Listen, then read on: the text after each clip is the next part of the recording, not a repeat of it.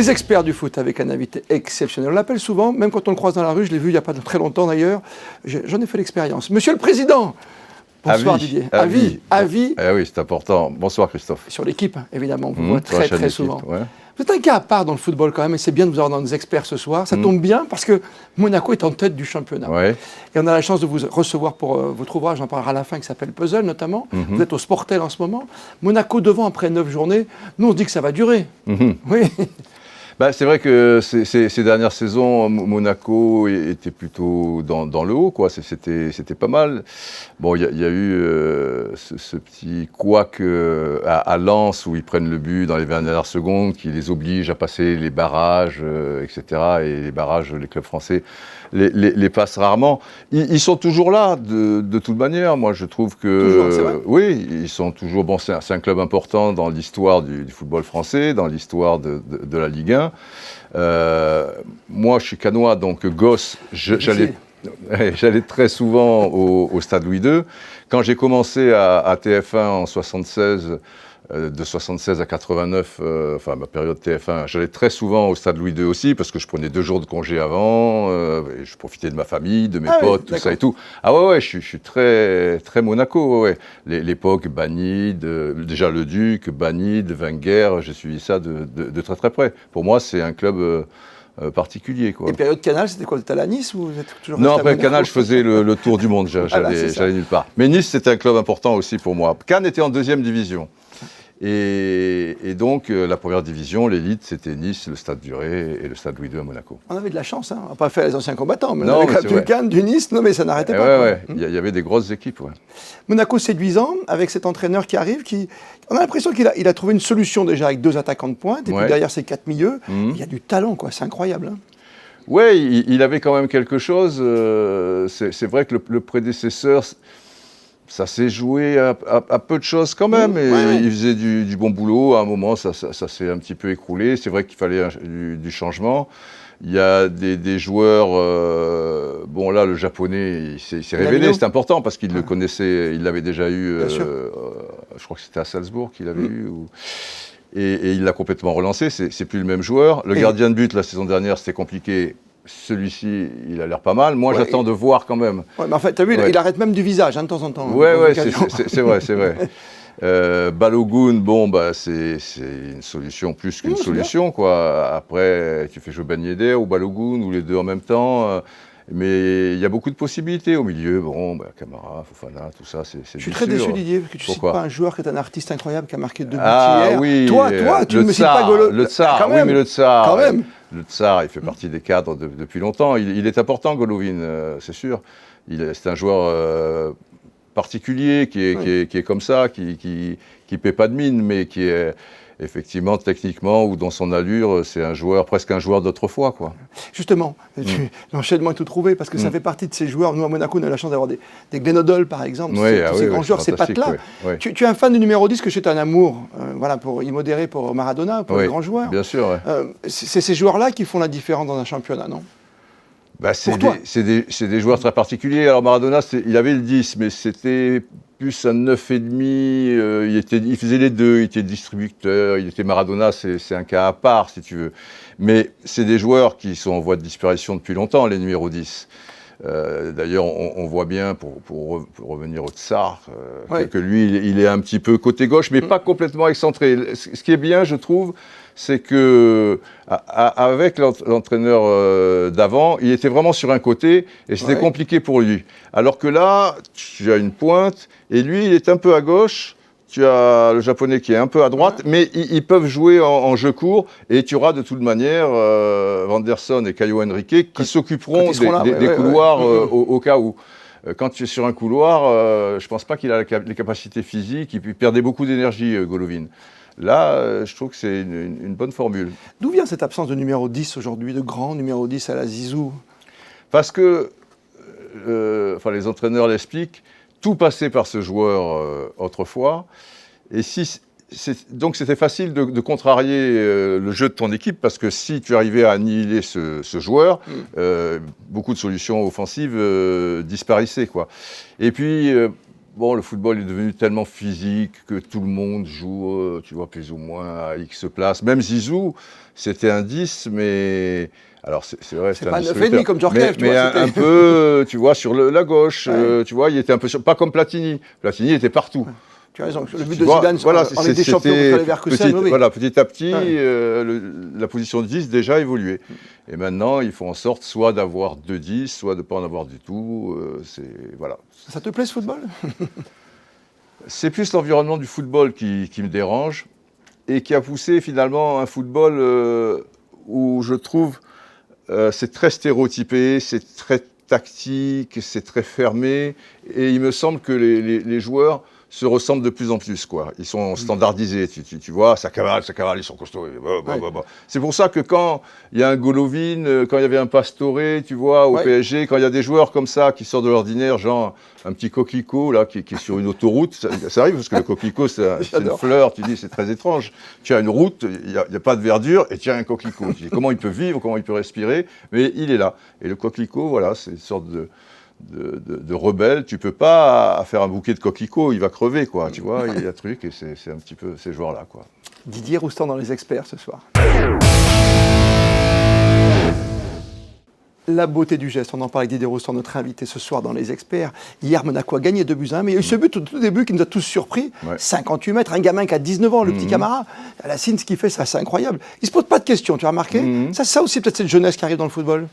Oui, maintenant ça a changé aussi. Quand on parle du football du passé, pour être mature, il fallait avoir 24, 25, 26, 27 ans. Maintenant, on l'a vu, bon, Mbappé en est la parfaite illustration, mais il y en a des tas d'autres. Je veux dire, voilà, un gosse de 19, 20 ans, etc. Là, c'est vrai que sur cette action, c'est incroyable. Il récupère le ballon, il a une bonne position du corps. Est-ce qu'il sait que le gardien est avancé ou est-ce que simplement il s'en doute? Parce que, évidemment, le gardien est toujours obligé, quand le ballon est dans l'autre côté du terrain, d'être plutôt près de ses 18, quoi, s'il y a du contre-attaque pour sortir. Voilà. Et c'est normal, là, on ne peut pas trop en vouloir au gardien. Et le gardien, il ne va pas être sur sa ligne quand l'action est à 70 mètres, quoi. Et ça va très vite. Alors, avec ces ballons, maintenant aussi, ça aide un petit peu. Les ballons d'autrefois, je ne dis pas que c'était... c'est pas juste Fontaine. Non. Mais, et ça, on l'a vu la première fois, alors sans jouer les anciens combattants. Moi, je me souviens, j'étais gosse, j'avais 12 ans. Je luttais contre le sommeil parce que c'était un Brésil-Tchécoslovaquie, Coupe du Monde 70. Mais on allait encore à l'école parce que c'était assez tôt, tu vois, dans la saison, la Coupe du Monde. Et Pelé, dans ce match, avait pris le ballon et à la même distance, si tu veux, il avait tenté, c'était passé à ça. Et on disait, c'est un truc de fou, tu vois, parce que maintenant, je ne dis pas que c'est courant, et bravo aux gosses, c'est magnifique. Tout ça pour te dire qu'il y a des buts qui nous rappellent plein de choses depuis qu'on est petit, qu'on ait 20 ans, qu'on ait 40, 60 ans, peu importe.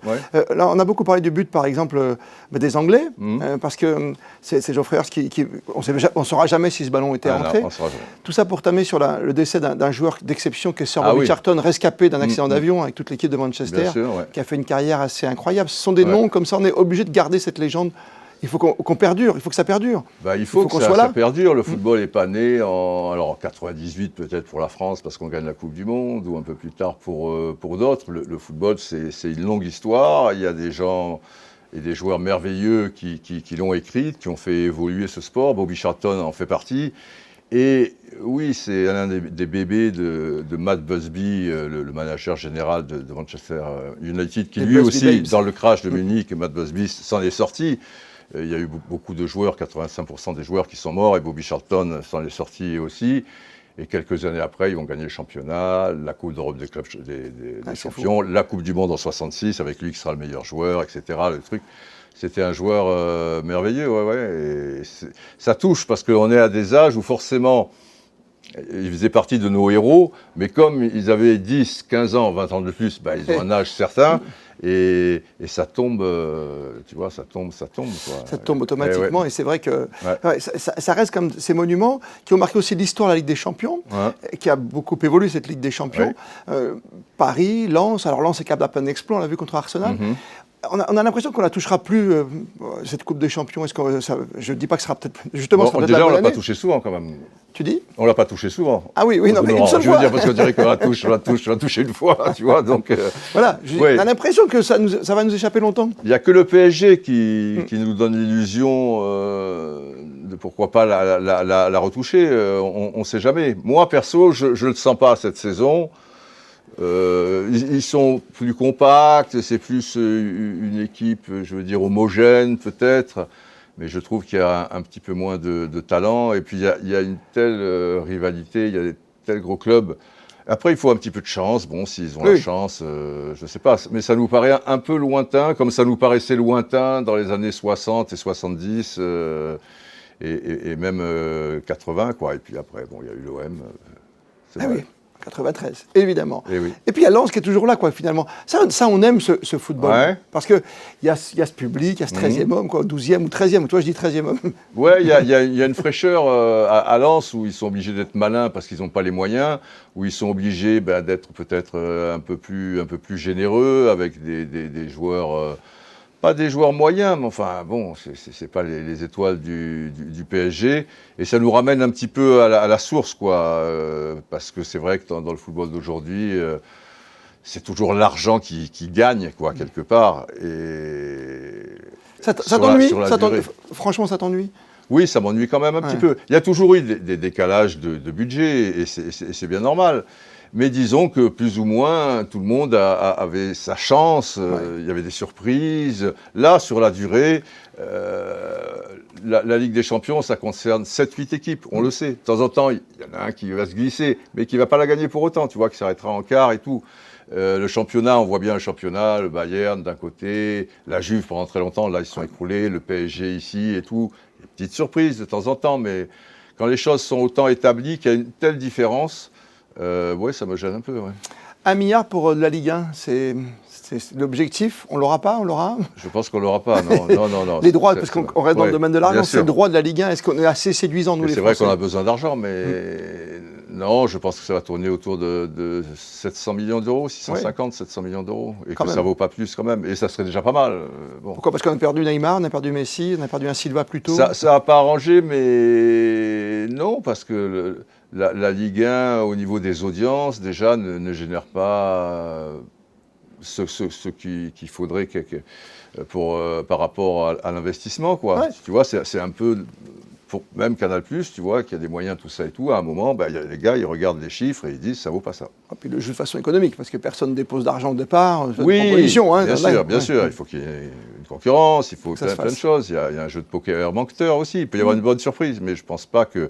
Mais à mon avis, même Vincent Labrune, quand il disait le milliard, c'était un effet d'annonce, mais il n'y croyait pas. Oui, parce que tu parlais tout à l'heure des jeunes, pour conclure ce chapitre.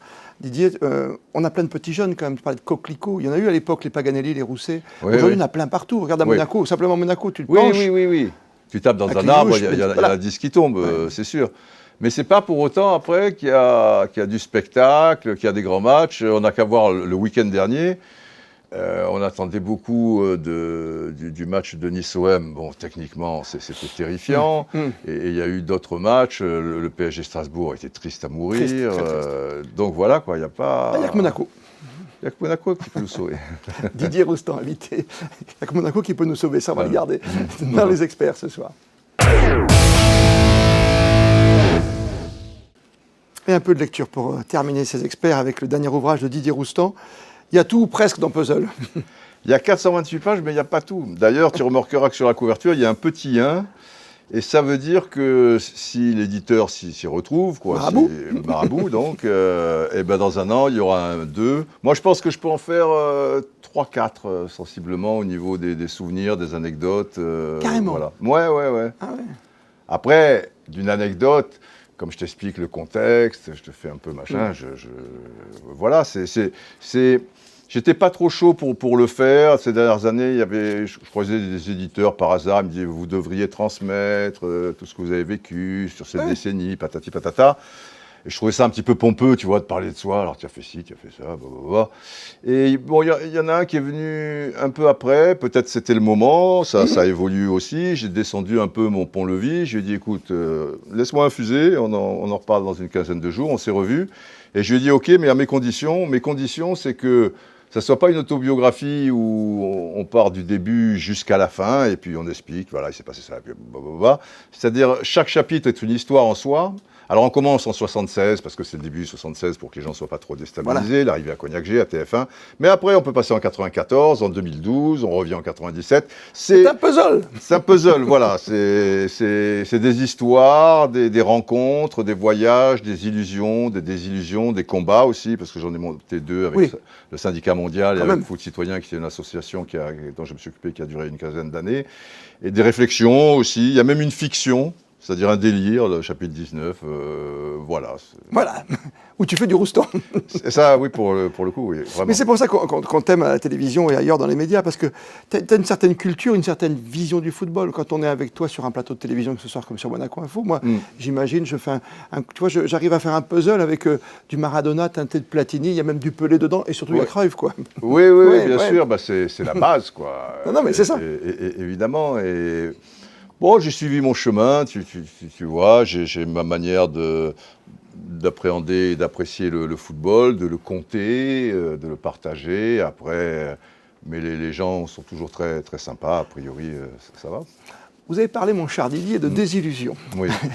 Tu peux nous en dire un peu plus? Non, désillusion, c'est par rapport à... Tu vois, au niveau du syndicat mondial, on a été trahis, les joueurs, tu vois, Maradona, Cantona, Vialli, Ouéa, par des syndicats, donc des gens qui sont censés t'aider, tu vois. Au niveau de Foot Citoyen, les désillusions, ça a été par rapport aux politiques, parce que c'était un engagement politique en soi, et ils auraient dû nous aider, de même que les gens de la Fédération française de football, qui, au lieu de nous aider, nous mettaient à la limite des bâtons dans les roues pour garder leurs petits privilèges, où ils étaient bons. Les désillusions, professionnellement, non. Non, ça a été pas un long fleuve tranquille, parce que j'ai mon caractère, alors comment dire... T'acceptes pas tout. Ouais, j'accepte pas tout, et puis je me suis battu pour des autres, tu vois, parce que voilà, j'avais une philosophie de vie, j'avais des trucs, donc c'était pas... Et puis des fois, quand tu rencontres des tapis ou des choses comme ça, c'est un combat, quoi, si tu veux pas rentrer... Tu as le droit au petit coup de fil en pleine nuit. Ah oui, ça c'est sûr, je raconte un petit peu à ce sujet. Mais des désillusions, non, et c'est sûr qu'il y a des gens jaloux, que tu peux croiser des gens médiocres, mais comme partout, quoi. Moi, à chaque fois, les gens me disaient, mais oh là, tu es à la télé, ça doit être un panier de crabes. Pas plus qu'ailleurs. Il y a des gens formidables, des gens tranquilles. C'est un métier comme un autre. Non. On conclut très vite. Ça va être très simple. Allez, ton joueur, c'est facile? Mon joueur, ça reste Maradona. Ça reste Maradona. Mais Pelé, quand même, c'est pas rien. Donc, on ne saura jamais qui est le meilleur. Moi, j'ai Pelé en 1 quand même, malgré tout. Et en 2, Maradona. Ah, Pelé devant. Et en 3, Messi. Et Cruyff, 4e. 4e seulement que le numéro 14 dans le dos. Il y a le 4 quand même, tu vois. Voilà. Et ton stade? Mon stade préféré? Ah ben oui. Mon stade, c'est le stade des Hespérides. C'est Cannes? C'est Cannes, parce que j'ai grandi là-bas. Enfin bon, je suis venu à Brazzaville, mais je suis venu très tôt à Cannes à l'âge de 3 ans. Et c'est là où jouait l'AS Cannes, mais c'est surtout là où je jouais. Moi, en poussin, enfin école de football, poussin, pupille, cadet, junior. Et c'est beaucoup de souvenirs fantastiques. C'est les meilleurs moments avec les copains, tout ça. Et puis après, il y a eu des petits joueurs, hein? C'est-à-dire Zidane, Vieira. Ah oui, heureusement, c'est perpétuel. Non, mais quand même. Oui, en France, on a eu la chance quand même d'avoir des générations exceptionnelles. Bien sûr. Alors sur le plan des clubs, ça n'a pas trop marché, mais pour l'équipe nationale, c'était formidable. Non, il y a des joueurs. Oui, il y a une forme de nostalgie parce que c'était aussi un football qui était différent. Donc les 4 joueurs que je cite, c'était par rapport à un football qui était plus ouvert, qui était plus imaginatif, qui était plus créatif, tout ce qu'on veut. Mais après, des cracks, il y en a dans toutes les époques, bien sûr. On sera champion d'Europe? Les Français?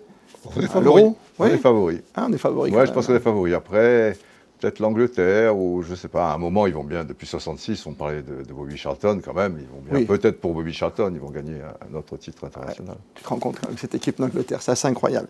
Il y a tout à l'intérieur, c'est magnifique, achetez-le, c'est chez Marabout, ça coûte pas très cher, hein. 19,90, mais quand même. Ouais, vu la taille. Il y a des pages. Oui, il y a des pages. Il y a des pages. Didier Roustan, le président à vie chez nos confrères de l'équipe, bien sûr, vous le retrouvez à la télévision, et par écrit dans Puzzle. Merci d'avoir accepté notre invitation. Didier, à bientôt. Merci à toi, Christophe, à bientôt.